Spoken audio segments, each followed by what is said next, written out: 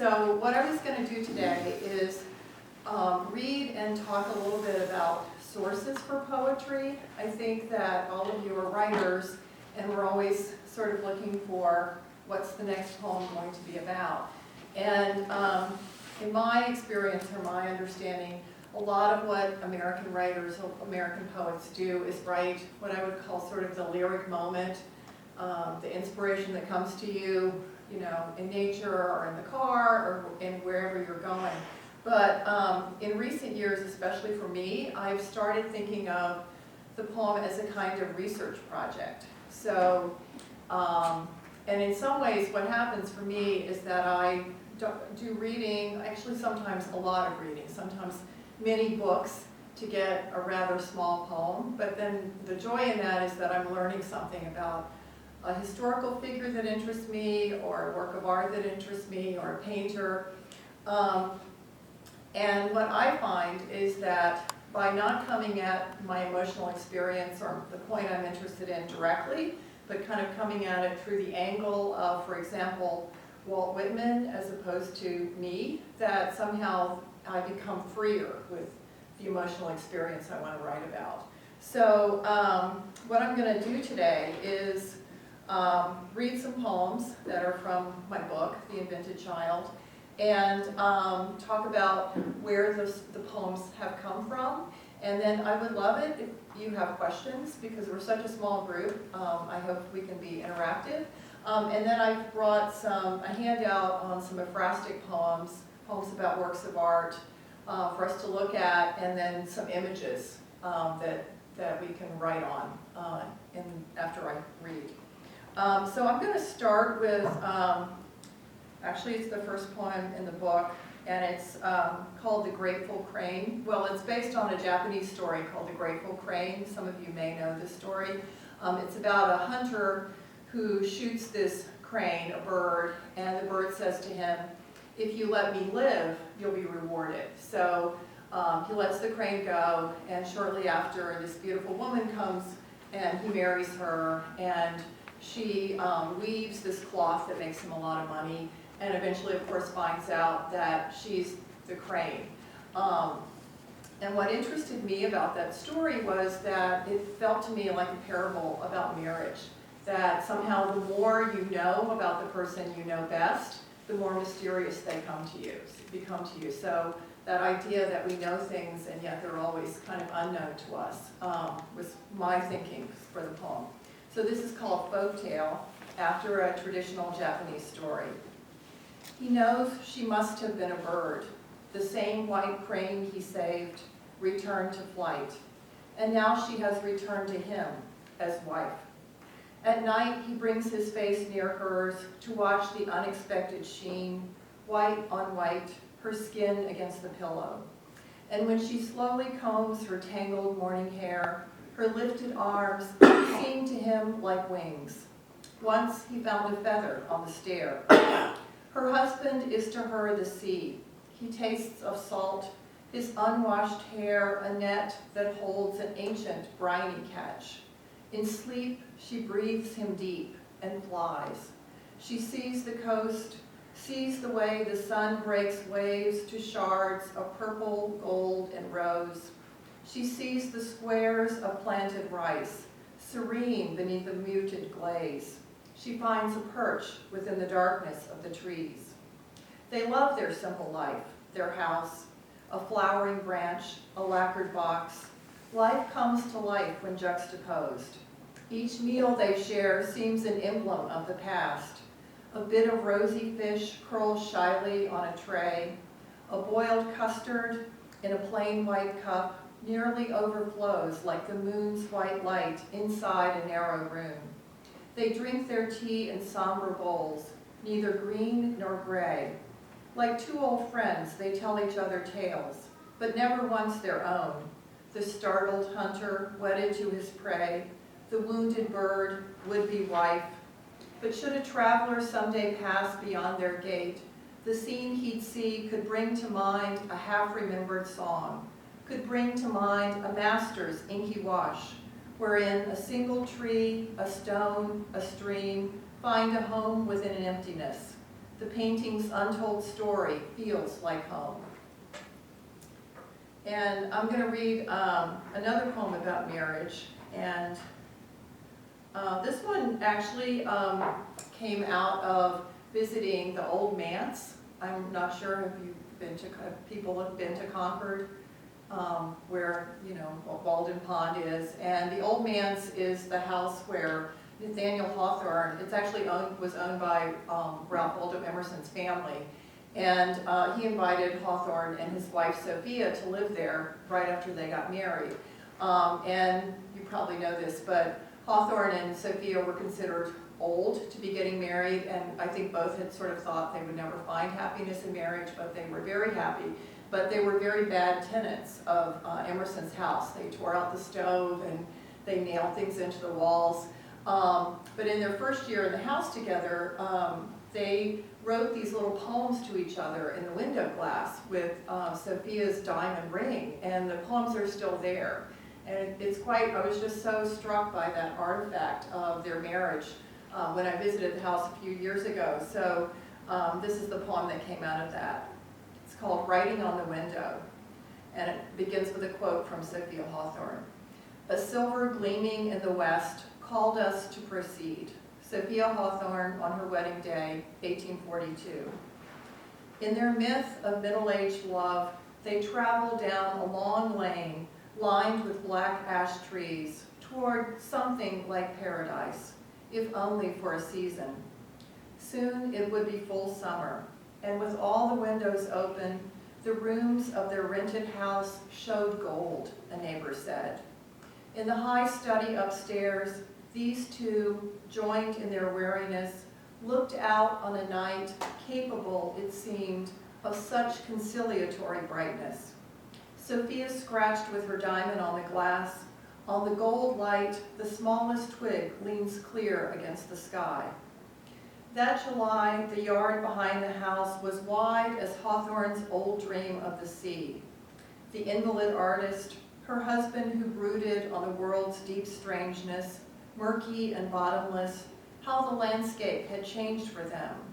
The shaggy larch repeated its deep greens in the far glint of the water, and Hawthorne kept a garden, called his plants my vegetable progeny, loved especially the yellow squash, my round fellows. He found in his bride something like the moon, that light that enters night, his night.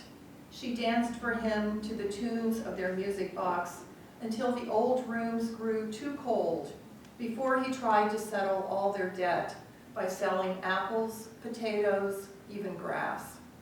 I think of all the ways we try to find a name for love with our own misfit inventions. Sophia's arm will shine in the light when she leans on the sill downstairs to write on the glass, Endymion painted in this room. Her last painting, a lost one. Soon they'll pack for Salem. Sophia puts away her paints. Eden couldn't last. But now, shaping that figure, a naked man, won't she think again of her husband? The way he lay beside her, and will again. The way his skin could hold the full smell of the sun, even into evening. The way the words on the windows are still visible. And I'm going to read another one about a historical figure who, again, caught my imagination. And in this case, this is a poem about a man. He was a Vermont farmer named W.A. Bentley, and he's usually named, usually called Snowflake Bentley. You may have heard of him. He was famous for being the first person to photograph snowflakes, or as he called them, snow crystals. And the Smithsonian has a large collection of his snowflake photographs. His house is in Vermont, and I actually got very interested in his kind of obsessive art, which was obviously a very ephemeral art because they disappear right away. But he was an eccentric man who devoted his life to this cause of photographing disappearing beauty, and that appealed to me. So this is called Driving Past the House of Snowflake Bentley. W.A. Bentley, 1865 to 1931, was a Vermont farmer who perfected the art of photographing snow crystals. He could have had the manners of a man who married late, or not at all. A small man, childless, a favorite uncle. He played clarinet in the village band. A little queer, a little cracked, the neighbors said, and everything in that life seemed touched by light. The vague half-light of a January afternoon, the fields made smaller by the cold, when his world must have seemed cornerless, cleansed, and a pale sun shone on the black sleeve of his one black suit, the buttonless coat, on the black board he'd hold to wait for the one exquisite flake to photograph the unfolding six-armed architecture of snow. When it was gone, just that much beauty gone, he wrote. His one ambition to preserve, his tools, the turkey feather, broom straw, the camera his mother bought, the patient hand and eye. For 47 winters to record the snow, each time a wonder in what seemed white and nearly weightless and always new, the way new words undo those words we think we know. He had that faithfulness that love demands, though he lived alone, of course, in the house partitioned oddly for the families on the other side. I imagine his rooms as always cold, low, and a little sooty on the long, slow nights, the chemical air of developer. I imagine the sheet music, the scattered books, the clothes. Once a little sleep scraped against his window, washed the pane with ice. He etched a woman's name there, Mina, and sat where he looked out on dark trees, the dark moon, the darker night. Though perhaps I haven't seen it right. Perhaps there was no sadness in the bed untouched by love, the photographs he'd take of young girls' smiles. Forgive me my assumptions. I only know his hills in summer, washed in 1,000 shades of green, not white, the August nights we'd wait and watch Jupiter rise in a straight line with the moon, another pattern that redeemed our world from randomness. Devotion, you said, when I asked what love meant.